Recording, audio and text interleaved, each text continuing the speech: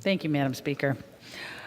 I thank the representative from North Carolina for yielding me the customary 30 minutes, and I yield myself as much time as I may consume. Today, we are being asked to discuss House Resolution 4445, a bill that will do nothing to bring justice to victims of sexual harassment, and it could be argued that it would make the process worse. We are also discussing H.R. 3485, a duplicative messaging bill on human rights.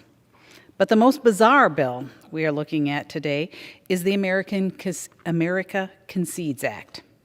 This is yet another bill that was thrown together behind closed doors and with no bipartisan input, and now we are expected to hastily dig through this lengthy document on short notice. Luckily, it does not take long to see that all that is wrong with this bill.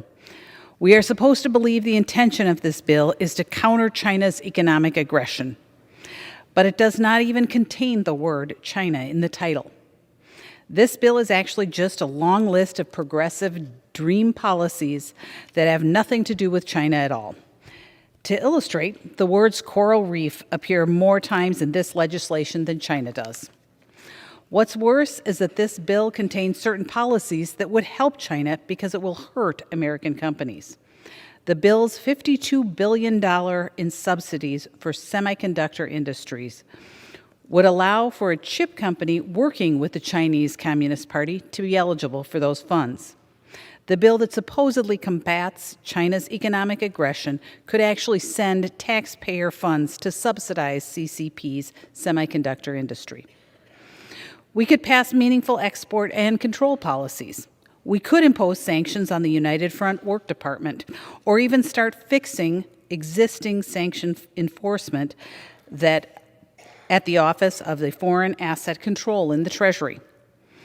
We could completely ban federal funding for colleges and universities that host Confucius Institutes. Instead, we're here to consider a bill that may actually be more detrimental for America than it is for China. I have to highlight some of the contradictions in this bill that so perfectly sum up the hypocrisy of the House Democrats and the administration. This bill includes the Reclaiming the Solar Supply Chain Act of 2021. My colleagues claim this will decrease energy reliance on China and will be better for the environment by subsidizing solar panel manufacturing.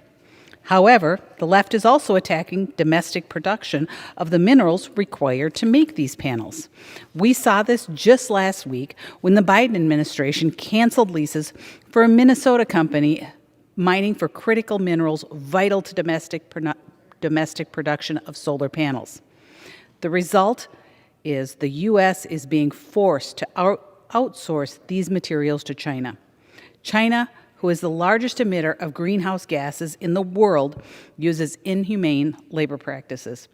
Now we can reclaim the solar supply chain. How can we reclaim the solar supply chain while outsourcing these very jobs to China?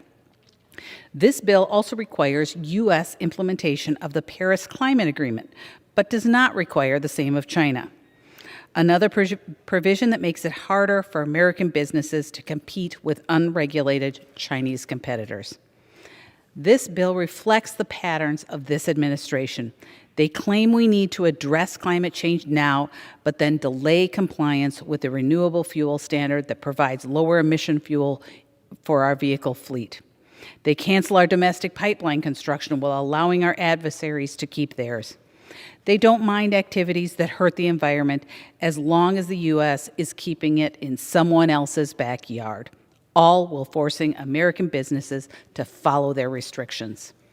The majority of Americans agree China is our biggest threat, and we need good legislation to counter that threat. This bill proves the Democrats do not take this threat seriously. It has taken any decent policy options on the subject and buried them in poison pills, trying to push policy to cater to their progressive base. We need to put forward a real bill that has gone through the appropriate committee process to include Republican input. Only then will we have legislation that deals with these issues seriously. Thank you, Madam Speaker, and I reserve the balance of my time. The gentleman